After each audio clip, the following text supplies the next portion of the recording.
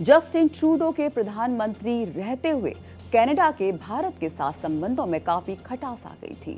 ये तल्खी खालिस्तानियों को लेकर कनाडा के सपोर्ट पर थी। दोनों देशों ने कारोबारी पाबंदियां लगा दी, लेकिन अब बयार बदली जब से मार्क कार्नी कनाडा के प्रधानमंत्री बने हैं। सब कुछ बदल रहा है। हम आपको बताएंगे कि आखिर ये सब कैसे हो रहा है।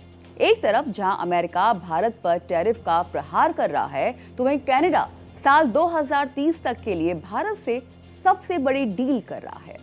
हम आपको बताएंगे कि आखिर कनाडा क्यों एक ऐसा नागरिकता कानून लागू करने जा रहा है जो खास तौर से भारतीय मूल के परिवारों के लिए राहत देने वाला होगा। हम भारत और कनाडा के बीच बदलते रिश्ते को लेकर सब कुछ सिलसिलेवार तरीके से आपको बताने जा रहे हैं। जोहानिसबर्ग में G20 समिट में पीएम नरेंद्र मोदी और कनाडा के प्रधानमंत्री मार्क कार्नी के बीच द्विपक्षीय मुलाकात अपना रंग दिखाने लगी है। दोनों नेताओं ने गर्मजोशी से मुलाकात की, जिसका असर ये हुआ कि अब 2030 तक दोनों देशों के बीच $50 बिलियन यानी 4.45 लाख करोड़ तक की डील ले जाने का लक्ष्य रखा गया है, जिसमें यूरेनियम की डील $2.8 अरब की है, तो क्रिटिकल मिनरल्स की सप्लाई पर मुहर लगी है। दुनिया जानती है कि दोनों देशों के बीच 2 सालों तक किस तरह तनाव चला, लेकिन जब दोनों देशों के शीर्ष नेता जोहानिसबर्ग में मिले तो वो इबारत लिखने की कोशिश हुई, जिसने भारत और कनाडा के लोगों के लिए खुशियों की सौगात ला दी। हम आपको बताना चाहेंगे कि जहां 2024-25 भारत का कनाडा को निर्यात $4.22 अरब और 2023-24 में भारत का निर्यात $3.84 अरब रहा, तो वहीं 2022-23 में भारत का निर्यात $4.55 अरब रहा है। लेकिन अब एक ऐतिहासिक डील से दोनों तरफ के लोगों की बांझें खिल गई हैं। पीएम मोदी और मार्क कार्नी के साथ बातचीत के बाद दोनों देश व्यापार समझौते पर बातचीत के लिए तैयार हुए।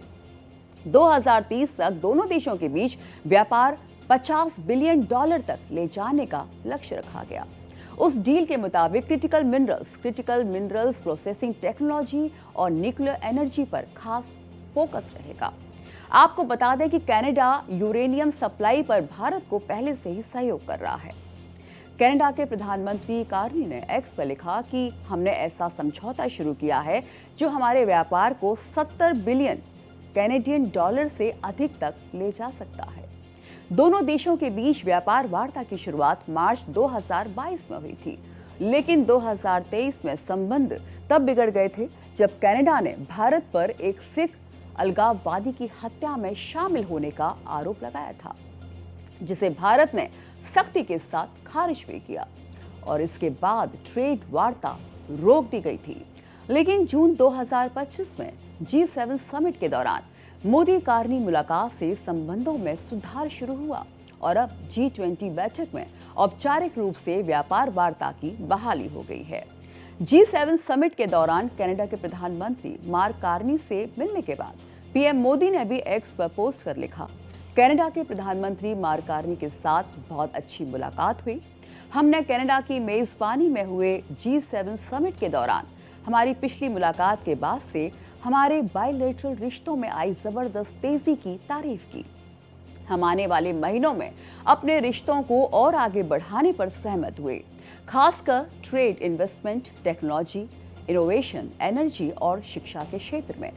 भारत और कनाडा में ट्रेड और इन्वेस्टमेंट लिंकेज को मजबूत करने की बहुत गुंजाइश है। हमने अपने बायलैटरल ट्रेड के लिए 2030 तक $50 बिलियन का टारगेट रखा है। कैनेडियन पेंशन फंड भी भारतीय कंपनियों में गहरी दिलचस्पी दिखा रहे हैं। नरेंद्र मोदी कनाडा में नागरिकता कानून में बदलाव पर उन्होंने कहा, नागरिकता कानून बदलाव भारतीयों के लिए वरदान है। हजारों भारतीय मूल के परिवारों को इससे राहत है। 2009 में नागरिकता नियम में सख्ती लगाई गई, लेकिन नया नागरिकता कानून रिश्तों को मजबूती देगा। पीएम मोदी ने एक्स पर पोस्ट कर जो कुछ लिखा वो भारत और कनाडा के बीच बदलते रिश्ते की कहानी बयान कर रहा है, क्योंकि अब हम आपको बताने जा रहे हैं कि किस तरह से कनाडा भारतीय मूल के लोगों को बड़ी राहत देने के लिए नया नागरिकता कानून लागू करने जा रहा है।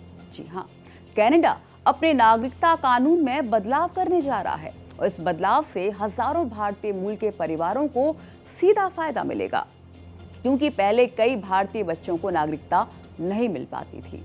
कनाडा का ये फैसला ऐसे समय आया है जब G20 समिट के दौरान पीएम नरेंद्र मोदी और कनाडा के पीएम मार्क कार्नी से द्विपक्षीय मुलाकात की है।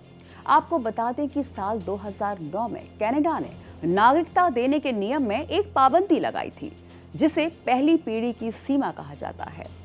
इस नियम के मुताबिक अगर कोई नागरिक खुद कनाडा के बाहर पैदा हुआ या गोद लिया गया है और उसका बच्चा भी कनाडा के बाहर पैदा होता है, तो उस बच्चे को कनाडा की नागरिकता नहीं मिलती।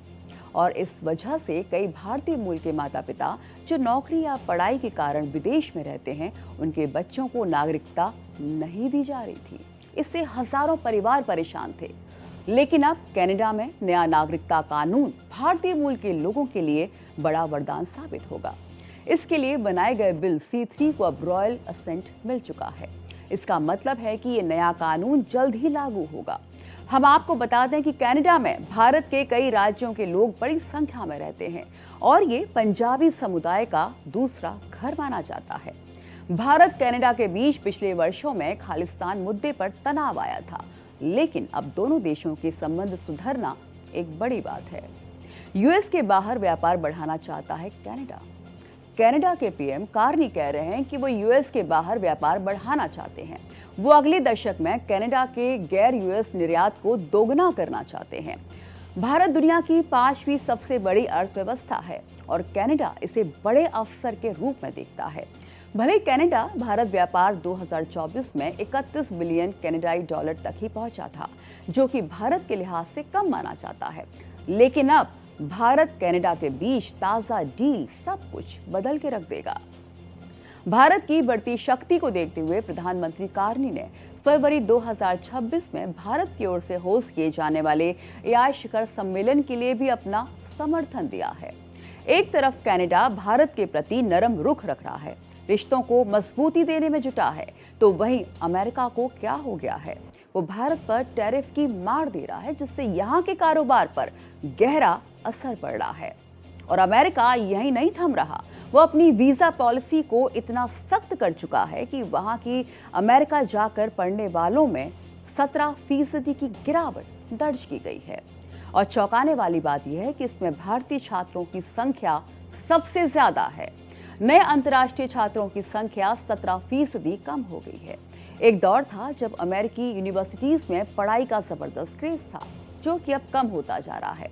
भारत ही नहीं, दुनिया भर से छात्र अमेरिका की यूनिवर्सिटीज में पढ़ने का मौका खोजते थे। लेकिन इस साल अमेरिकी यूनिवर्सिटीज में दाखिला लेने वाले अंतर्राष्ट्रीय छात्रों की संख्या में बड़ी गिरावट दर्ज की गई है। ये गिरावट 17% के करीब है। गिरावट 825 अमेरिकी उच्च शिक्षा संस्थानों के आधार पर जारी रिपोर्ट के मुताबिक दर्ज की गई है। इसका सबसे ज्यादा असर हिंदुस्तानी छात्रों पर पड़ा है। अमेरिका के जिन संस्थानों में गिरावट दर्ज की गई है, उनमें से 96% ने वीजा आवेदन से जुड़े नियमों और उनके प्रोसेस को मुख्य वजह बताया था। 68% लोगों ने आने जाने में पाबंदी को वजह बताया, तो वहीं कई यात्रा प्रतिबंधों को जिम्मेदार मान रहे हैं। छात्रों की पहली चिंता अमेरिका का वीजा प्रोसेस बना हुआ है, जो कि काफी मुश्किलों से भरा हुआ है।